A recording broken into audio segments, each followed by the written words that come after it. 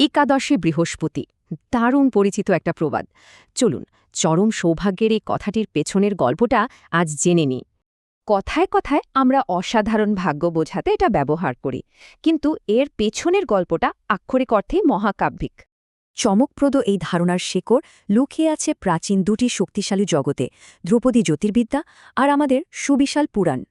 জ্যোতিষশাস্ত্র অনুযায়ী বৃহস্পতিকে সবসময় সবচেয়ে শুভ এবং উপকারী গ্রহ হিসেবে ধরা হয়, এক কথায় সেরা। আর পুরাণ, সেখানেও বৃহস্পতি রীতিমতো প্রভাবশালী এক চরিত্র। তিনি স্বয়ং ব্রহ্মার মানসপুত্র অঙ্গিরার সন্তান। তার জন্মকাহিনীটাও দারুণ রোমাঞ্চকর। আগুন আর তেজের এক বিশাল নাটকীয় পৌরাণিক দ্বন্দ্ব থেকেই তার জন্ম। ঘটনা হল, একবার অঙ্গিরার কঠোর তপস্যার তেজ এতটাই বেড়ে যায় যে তিনি স্বয়ং অগ্নির চেয়েও বেশি উজ্জ্বল হয়ে ওঠেন।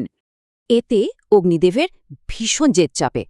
দারুণ অভিমানে তিনি সোজা পানির নিচে গিয়ে নিজেকে একেবারে লুকিয়ে ফেলেন। তখন অঙ্গিরা নিজেই অগ্নির কাছে ছুটে যান, বোঝান যে আগুন ছাড়া তো পুরো জগতই ধ্বংস হয়ে যাবে। এই কথায় মন গলে অগ্নির।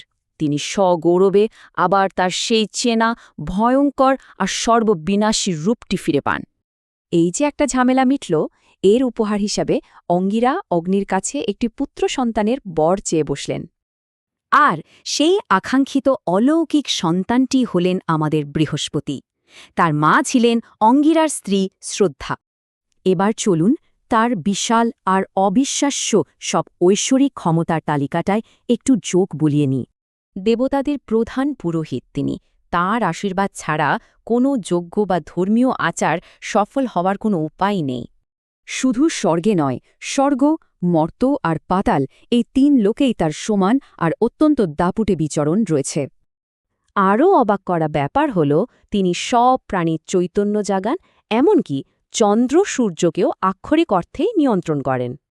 প্রাচীন গ্রন্থগুলোতে তার দৈহিক গঠনের যে দারুণ রাজকীয় বর্ণনা আছে, তা শুনলে যে কেউই রীতিমতো মুগ্ধ হবেন। ভাবা যায়, তার এই অনন্য দৈব রূপে আছে ৭টি মুখ, ৭টি উজ্জ্বল রশ্মি আর অত্যন্ত সুমিষ্ঠ একটি জিহ্বা। আর তার পিঠের আকর্ষণীয় নীল রংটা, সেটা উজ্জ্বল সোনালি আর লালচে গায়ের রঙের সাথে দারুণভাবে মানিয়ে যায়। আর সব লোকে তিনি ভ্রমণ করেন এক বিশাল রথে চড়ে, যা টানে ঠিক ৮টি লাল রঙের ঘোড়া।